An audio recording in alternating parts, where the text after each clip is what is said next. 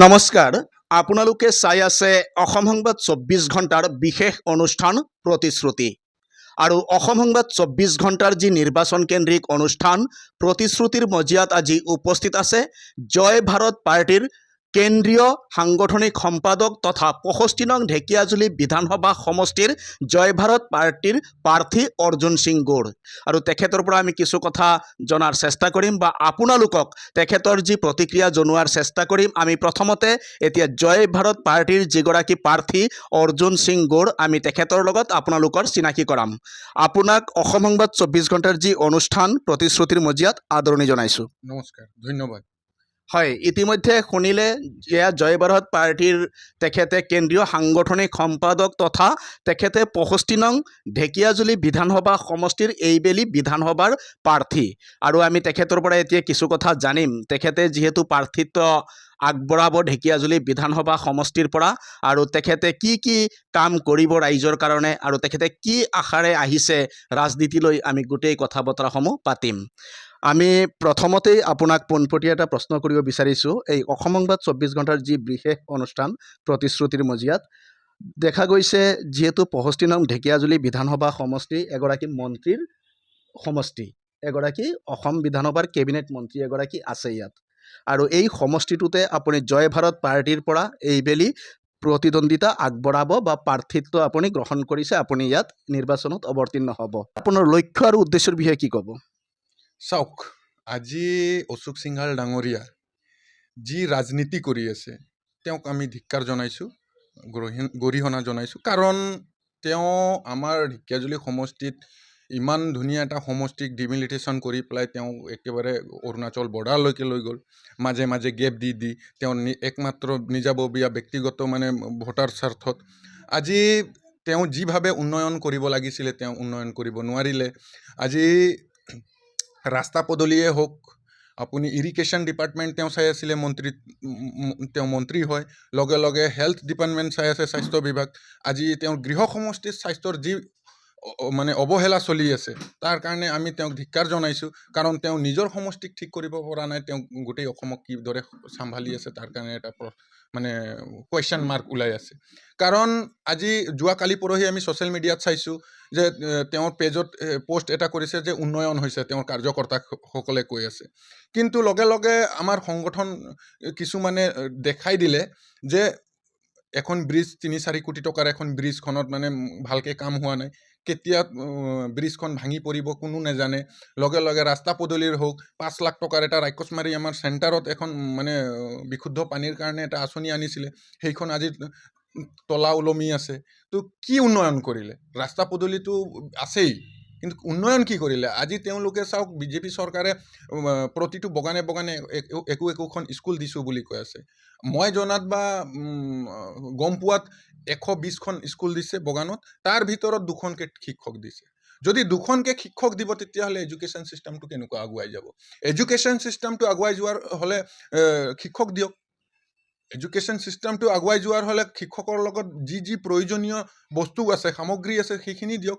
তেওঁলোকে একমাত্ৰ কমিশ্যনৰ স্বাৰ্থত বিল্ডিংকেইটা বনাই আছে। আজি চাওক, কিছুমান জেগাত মন্দিৰ বনাই আছে, ভাল পাইছোঁ মন্দিৰ বনাইছে, কিন্তু আৰু এটা কথা আছে, কোনোবা মন্দিৰ বনালেও নবনালেও যোনটো ৰিলিজিয়ন, যোনটো ধৰ্মটো আমাৰ ব্যক্তিগত বস্তু হয়। আজি ৰাম মন্দিৰটো বিজেপি চৰকাৰে বনোৱা নাই, ৰাইজৰ টকা দিহে বনাইছে। ময়ো ডোনেশ্যন দিছোঁ। এনেকুৱা গোটেই ভাৰতবৰ্ষৰ প্ৰতিটো ৰাইজৰ পৰা ডোনেশ্যন আহিছে, তাৰপিছত মন্দিৰখন হৈছে। ঠিক তেনেদৰে চৰকাৰে মন্দিৰ মছজিদ বনোৱাতকৈ মই ভাবোঁ যে স্কুল হস্পিটেলত বেছি গুৰুত্ব দিব লাগে। কাৰণ আমি যোনটো ধৰ্মৰ পৰা আহোঁ, মই হিন্দু ল'ৰা হয়, হিন্দু হিচাপে মই কৈছোঁ, মোক যদি মন্দিৰ বনাই নিদিলেও মই যদি পূজা কৰিব আছে মই ঘৰত হ'লেও পূজা কৰিম বা দূৰত গৈ পেলাই হ'লেও পূজা কৰিম। শ্ৰদ্ধা কৰিম যদি মই মনৰ পৰা শ্ৰদ্ধা কৰিম। মন্দিৰ কিছুমান জেগাত এনেকুৱা মন্দিৰ আছে, ঘৰৰ ওচৰৰ মানুহ মন্দিৰে নাযায়। তো তেনেকুৱা বহুত কথা আছে। তেওঁলোকে খালি হিন্দু মুছলিম কিবা কিবি কৰি পেলাই ৰাজনীতি কৰে। এইবিলাকক আমি শেষ কৰি পেলাই আমি হিউমেনিটিজ ৰাজনীতি কৰিব, মানৱতা হ'ব লাগে। ৰাইজৰ মাজত মানৱতা এইকাৰণে হ'ব লাগে। চাওক, আজি হিন্দু মুছলিম কৰি কৰি তেওঁলোকে যোনটো বিভাজন কৰি আছে, সেইটো মই মোৰ মতে সেইটো গ্ৰহণযোগ্য হ'বই নোৱাৰে।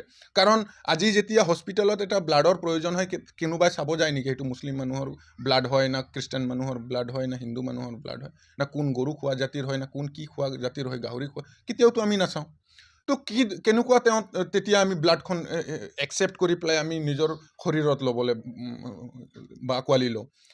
ঠিক তেনেদৰে তেওঁলোকে যি ৰাজনীতি কৰি আছে, বিজেপি চৰকাৰ বা অশোক সিংঘাল ডাঙৰীয়া, তেওঁতকৈ আমি মানে আগন্তুক যোনটো বিধানসভা নিৰ্বাচন, তাত আমি জয় হ'ম বুলি আমি আশাবাদী।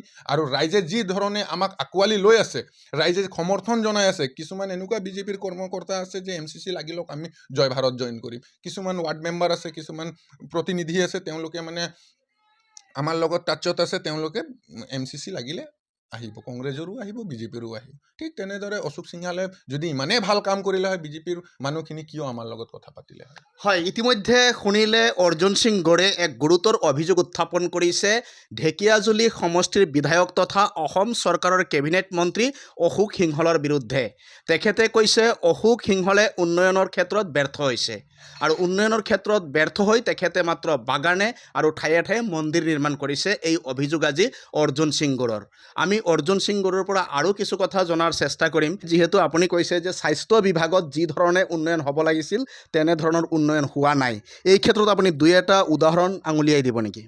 চাওক, হস্পিটেল হওক বা শিক্ষা অনুষ্ঠান হওক, স্বাস্থ্য বিভাগ আৰু শিক্ষা অনুষ্ঠানটো মানে স্কুলখন আমাক প্ৰতিটো মানুহৰ প্ৰয়োজনীয়। আজি ল'ৰা ছোৱালীকেইটা যেতিয়া স্কুললৈ যাব, তেওঁলোকে আমাৰ ভৱিষ্যত হয়।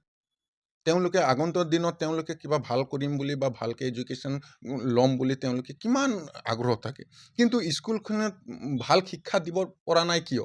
ইয়াৰ কাৰণে শিক্ষকসকলে দোষী নহয়, ইয়াৰ কাৰণে দোষী হ'ল চৰকাৰে। কাৰণ চৰকাৰে এছাৰ কিবা বায়ল' টেয়ল' কিবা কিবি কামত তেওঁলোকক মানে ব্যস্ত কৰি থয়। ব্যস্ত কৰাৰ কাৰণে তেওঁলোকে ভাল শিক্ষা দিব নোৱাৰে। তাৰমানে ছাত্ৰ ছাত্ৰীক পঢ়োৱাৰ পৰিৱৰ্তে শিক্ষকসকলক অন্যান্য কামত নিয়োগ কৰা হয়। হয়, মই তাকে ক'ব বিচাৰিছোঁ। লগে লগে আপুনি হস্পিটেলৰ কথা ক'লে, হস্পিটেলত কি হয়, আজি যেতিয়া আমি ঢেকিয়াজুলিত 30 বেডেডৰ কথা কওক, তেওঁতো গৃহ সমষ্টি হয়। লগে লগে যদি আমি ডিষ্ট্ৰিক্টৰ কথা কওঁ, তেজপুৰ মেডিকেল কলেজ হওক, লগে লগে গুৱাহাটী মেডিকেল কলেজকে ধৰক, যেতিয়া আপুনি অলপ মেজৰ কেছত যাব, লগে লগে ৰেফাৰ দি দিয়ে গুৱাহাটীত নহ'লে আকৌ বেলেগত ৰেফাৰ দি দিয়ে। তো ইমান যদি তেওঁলোকে হস্পিটেল বনাই আছে, ইমান যদি ভাল কাম কৰি আছে, তেতিয়াহ'লে হস্পিটেলৰ ট্ৰিটমেণ্ট ভাল কিয় পোৱা নাই? মানুহে নিজৰ টকা দি কিয় ইঞ্চুৰেঞ্চ লোৱা হৈছে? মানুহে কিয় প্ৰাইভেট স্কুলত পঢ়াব লগা হৈছে? আজি প্ৰাইভেট স্কুলত হাই ছেকেণ্ডেৰী পাছ, BA যেনে তেনে পাছ কৰা ল'ৰা ছোৱালী ভাল এডুকেশ্যন কিয় দিব পাৰি আছে? আজি MLA, বিধায়ক বা সাংসদ হওক বা মন্ত্ৰী হওক বা মুখ্যমন্ত্ৰী হওক, তেওঁলোকৰ পৰিয়ালে যদি স্কুল হস্পিটেল খুলি থ'ব, তেতিয়াহ'লে চৰকাৰে কেনেকুৱা গুৰুত্ব দিব চৰকাৰী স্কুলত বা হস্পিটেলত? আজি তেওঁলোকে নিজৰ ব্যক্তিগত স্কুল আছে, য'ত নেকি 4 লাখ 5 লাখ টকা বছৰি মানে ফিজ দিব লগা হয়। তো তেওঁলোকে জানে যে আমি এতিয়া যদি চৰকাৰী স্কুলখিনিত গুৰুত্ব দিম, তেতিয়াহ'লে আমাৰ স্কুল বা আমাৰ ব্যৱসায়টো বন্ধ হ'ব। তাৰ কাৰণে তেওঁলোকে নিজৰ ব্যৱসায়টো ঠিক ৰখাৰ কাৰণে ইয়াত গুৰুত্ব নিদিয়া হৈছে। হয়, ইতিমধ্যে শুনিলে অৰ্জুন সিং গড়ৰ অভিযোগৰ ওপৰত অভিযোগ যে চৰকাৰে যি ধৰণে চৰকাৰী অনুষ্ঠানসমূহ জীয়াই ৰাখিব লাগিছিল, তেনেধৰণে জীয়াই ৰখা নাই। মাত্ৰ তেখেতলোকে যি ব্যক্তিগতকৰণৰ ব্যৱস্থা, ইয়াৰ ওপৰত বেছি গুৰুত্ব দিয়া বুলি আজি অভিযোগ কৰিছে অৰ্জুন সিং গড়ে। এতিয়া আমি অৰ্জুন সিং গড়ৰ পৰা আৰু কিছু কথা জনাৰ চেষ্টা কৰিম, যিহেতু তেখেতেও এগৰাকী প্ৰাৰ্থী, আৰু এইবেলি 65 নং বিধানসভা সমষ্টিত তেখেতে প্ৰাৰ্থিত্ব আগবঢ়াব। আৰু তেখেতে যদি প্ৰাৰ্থিত্ব লাভ কৰে বা প্ৰাৰ্থিত্ব আগবঢ়ায়, তেতিয়াহ'লে ৰাইজলৈ তেখেতৰ কি আহ্বান থাকিব, আৰু ৰাইজে যদি তেখেতক জিকাই অসম বিধানসভাৰ মজিয়াত পঠিয়াই, তেখেতৰ উদ্দেশ্য কি হ'ব? যিহেতু আপুনিও বৰ্তমান এগৰাকী প্ৰাৰ্থী, আৰু এইবেলি যিহেতু এই 26 চনৰ বিধানসভা নিৰ্বাচনত আপুনি প্ৰতিদ্বন্দ্বিতা আগবঢ়াব, আৰু জয় ভাৰত পাৰ্টীৰ পৰা, যদি জয় ভাৰত পাৰ্টীৰ পৰা আপুনি প্ৰতিদ্বন্দ্বিতা আগবঢ়ায় আৰু আপোনাক যদি ৰাইজে ভোট দি জয়যুক্ত কৰি অসম বিধানসভাৰ মজিয়াত পঠিয়ায়, প্ৰথম আৰু প্ৰধান লক্ষ্য আপোনাৰ কি হ'ব?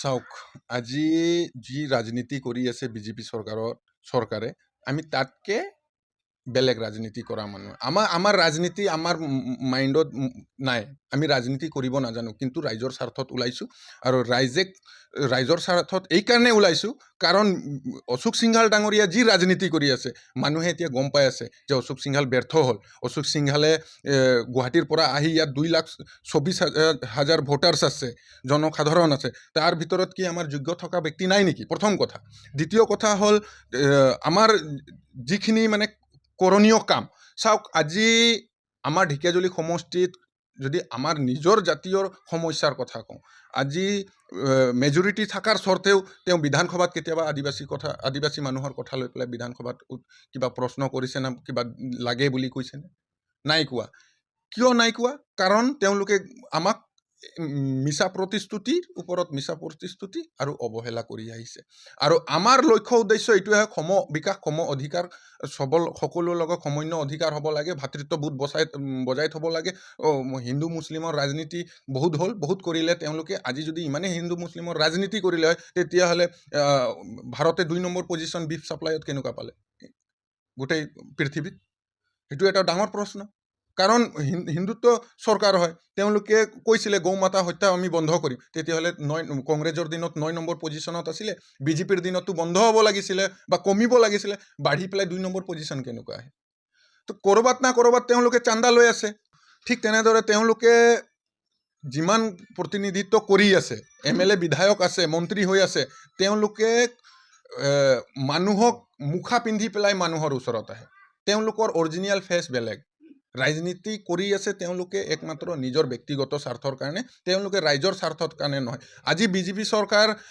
আদানী আম্বানীৰ ৰিমোট কণ্ট্ৰল হয় সুইচ টিপিব উঠিব সুইচ টিপিব বহিব প্ৰধানমন্ত্ৰী হোক আমাৰ মুখ্যমন্ত্ৰী ডাঙৰীয়াই হোক সকলো নেতা কৰ্মী ঠিক তেনেদৰে আজি যোনটো বিকাশ কৰিম বুলি কৈছিলে কোনটো বিকাশ কৰিলে কওক 15 লাখ প্ৰতি একাউণ্টত দিম বুলি কৈছিলে দিব পাৰিলেনে আজি মোদীজী কৈছিলে 2 কোটি চাকৰি দিব পাৰিলেনে আজি ৱুমেন সেফটিৰ কথা কৈছিলে দিব পাৰিলেনে আজি বুলেট ট্ৰেইন 2023 আগত কমপ্লিট কৰিম বুলি কৈছিলে কৰিব পাৰিলেনে তো কোনটো কৰিব পাৰিলে আজি গংগা সাফ কৰিম বুলি কৈছিলে কৰিব পাৰিলেনে আজি চাওক হিন্দু মুছলিম কৰোঁতে ইমান বেয়া পৰ্যায়লৈ আহিলে জম্মু কাশ্মীৰত নিচিনা জাগাত তাত মুছলিম পপুলেশ্যন বেছি আছে তাত এখন কিবা আমাৰ হিন্দু মন্দিৰৰ পৰা ট্ৰাষ্টৰ পৰা এখন মেডিকেল কলেজ হৈছে তাত মুছলিম মানুহ মেৰিট বেচিছত ডক্টৰৰ কাৰণে পঢ়িব যোৱাত মানে তেওঁলোকে এইটো RSS বা কিছুমান সংগঠনে তেওঁৰ লাইসেন্স কেনসেল কৰিলে এইটো কিমান দূৰ গ্ৰহণযোগ্য হ'ব পাৰে মেৰিট বেচিছত তেওঁৰ যোগ্য আছে তেওঁ পাব তাত হিন্দু মুছলিমৰ কি কথা আছিল তেওঁলোকে আজি ডক্টৰ যদি হ'ব পাৰিলে হয় তেতিয়াহ'লে মানুহক কালিৰ দিনত ভাল ট্ৰিটমেণ্ট হয়তো দিলে হয় ঠিক তেনেদৰে বিজেপি চৰকাৰ ব্যৰ্থ হৈছে তাৰ কাৰণে আজি মানুহক মানে হিন্দু মুছলিম খ্ৰীষ্টান কিবা কিবি বিভাজন কৰি তেওঁলোকে ৰাজনীতি কৰি আছে আৰু নিজৰ ব্যক্তিগত বা নিজৰ সিটখন বচাই ৰাখাৰ কাৰণে তেওঁলোকে উঠি পৰি লাগিছে হয় ইতিমধ্যে শুনিলে অৰ্জুন সিং গড়ে আজি বহুতো অভিযোগ উত্থাপন কৰিছে এই শাসনাধিষ্ঠিত চৰকাৰৰ বিৰুদ্ধে আৰু আমাৰ যি বিশেষ অনুষ্ঠান প্ৰতিশ্ৰুতি আৰু প্ৰতিশ্ৰুতিৰ মজিয়াত আজি আছিলে অৰ্জুন সিং গড় আৰু অৰ্জুন সিং গড় যেহেতু জয় ভাৰত পাৰ্টিৰ তেখেতে 65 নং ঢেকীয়াজুলি বিধানসভা সমষ্টিৰ প্ৰাৰ্থী আৰু অৰ্জুন সিং গড়ে বহুত কথা ক'লে আৰু এতিয়া আমি অৰ্জুন সিং গড়ৰ ব্যক্তিগত জীৱনলৈ যাম তেখেতে কি খাই ভাল পায় তেখেতে কেনেকৈ চলন ফুৰণ কৰে আৰু তেখেতৰ টোপনি যোৱা সময় এইখিনিও আমি জনাৰ চেষ্টা কৰিম বা আপোনালোকক জনোৱাৰ চেষ্টা কৰিম অৰ্জুন সিং গড়ে যে গোটেই দিন এই দলীয় কাম কৰিবলৈ ওলাই আহে ইয়াৰ অনুপ্ৰেৰণা ক'ৰ পৰা পায় অৰ্জুন সিং গড়ে চাওক মই অনুপ্ৰেৰণা ক'ৰ পৰা পাওঁ মানে চাওক আমাৰ যোনটো গাঁৱৰ পৰা মই বিলং কৰোঁ মই এটা ভিতৰীয়া ঠাইৰ পৰা বিলং কৰোঁ আৰু ইমানো ভিতৰীয়া নহয় কিন্তু অশোক সিংঘাল ডাঙৰীয়াই আমাৰ ৰাস্তাখন নবনোৱাৰ কাৰণে মই ভিতৰীয়া বুলি ক'লোঁ ৰাক্ষসমাৰী চেণ্টাৰৰ পৰা বেছি 1.5 কিলোমিটাৰ ভিতৰত মোৰ ঘৰ আজি ৰাস্তা পদূলি বেয়া ৰাস্তাৰ অৱস্থা বেয়া তাৰ কাৰণে মই ভিতৰীয়া ঠাই বুলি ক'লোঁ আৰু তাৰ কাৰণে তেওঁ গুৰুত্ব হয়তো দিয়া নাই ভিতৰীয়া ভাবি পেলাই আমি আমাৰ যোনটো ছ'চাইটি আমি প্ৰতিটো জাতি জনগোষ্ঠীৰ লগত মানুহ বসবাস কৰি আছে চবৰ লগত উঠা বহা আছে চবৰ লগত হাই হেল্ল' আছে চবৰ লগত এটা ভাতৃত্ববোধ আছে তো আমাৰ কথা হ'ল চাওক যিহেতু চৰকাৰ আহিব যাব মোৰ মতে প্ৰাৰ্থী মেন হ'ব লাগে কাৰণ চিম্বলটো একো নকৰে আজি বিজেপিৰ চিম্বলটো কংগ্ৰেছৰ চিম্বলৰ লগত একো বেলেগ নহয় কংগ্ৰেছৰ পৰা ওলাই আহি আজি বিজেপিত সোমাই পেলাই তেওঁলোকে মানে চৰকাৰ বনাই পেলাই চলাই আছে আজি বিজেপিৰ কোনখন পুৰণি কাৰ্যকৰ্তা আছে যে বিজেপিৰ আইডিঅলজিত চলা গোটেইখিনিতো কংগ্ৰেছৰ হয় তো তাৰ কাৰণে আমাৰ চিন্তা চৰ্চা হ'ল যে সমন্বয় অধিকাৰ মই অথনিয়ে ক'লোঁ সমন্বয় বিকাশ হ'ব লাগে তো তাৰ কাৰণে মোৰ চিন্তাধাৰা হ'ল যে সকলো জাতি জনগোষ্ঠী যিহেতু আমি একেলগত আছোঁ আৰু একেলগত থাকিব লাগিব তাৰ কাৰণে আমি সকলোৱে এক লগ হৈ পেলাই ওলাই যোৱা বা আগুৱাই যোৱাটো জৰুৰী আপোনাৰ টোপনি যোৱাৰ সময় মই প্ৰায় 11-12টাত মই টোপনি যাওঁ আৰু মৰ্ণিঙত মই 6টাৰ পৰা 8টাৰ ভিতৰত উঠোঁ অৰ্জুন সিং গৌৰ অৰ্থাৎ আপুনিয়ে কি খাদ্য খাই ভাল পায় চাওক মই নন ভেজিটেৰিয়ান হয় মই মাংস মাছ বা আপোনাৰ শাক পাচলিৰ ভিতৰত শাক খাই বহুত ভাল পাওঁ দালি খাই ভাল পাওঁ ভাত খাই ভাল পাওঁ ৰুটি খাই ভাল পাওঁ তেনেকুৱা হয় ইতিমধ্যে শুনিলে অৰ্জুন সিং গৌৰে ৰাজনৈতিক জীৱনৰ পৰা তেখেতৰ ব্যক্তিগত জীৱনলৈ বহুত কথাই কৈ গ'ল আৰু এতিয়া যিহেতু অৰ্জুন সিং গৌৰৰ পৰা বিদায় ল'ম আৰু অনুষ্ঠানটিৰ পৰা আমি বিদায় লোৱাৰ পূৰ্বে আমি অৰ্জুন সিং গৌৰৰ পৰা সদৌ শেষত দুটি কথা আমি জানিবলৈ চেষ্টা কৰিম বা ৰাইজলৈ উদ্দেশ্যি মাত্ৰ তেখেতৰ দুটি বাক্যবান আমি শুনিবলৈ চেষ্টা কৰিম অৰ্জুন সিং গৌৰে যদি এইবেলি বিধানসভা নিৰ্বাচনত প্ৰাৰ্থিত্ব লাভ কৰি প্ৰাৰ্থিত্ব আগবঢ়ায় তেতিয়াহ'লে ৰাইজলৈ অৰ্জুন সিং গৌৰৰ আহ্বান কি থাকিব মোৰ ঢেকীয়াজুলি বিধানসভা সমষ্টিৰ ৰাইজলৈ এটাই আহ্বান বা অনুৰোধ যে আপোনালোকে হওক বা আমি বহুত ৰাজনীতি কৰিলে আপোনালোকে মই তেনেকুৱা বয়স নাই তথাপিও মই কৈছোঁ আপোনালোকৰ লগত যে বহুত ৰাজনীতি কৰিলোঁ আমি এইবাৰ ৰাজনীতিৰ সমীকৰণটো সলনি কৰিব লাগে এই কাৰণে সলনি কৰিব লাগে আপোনালোকে নিজকে নিজে একবাৰ প্ৰশ্ন কৰক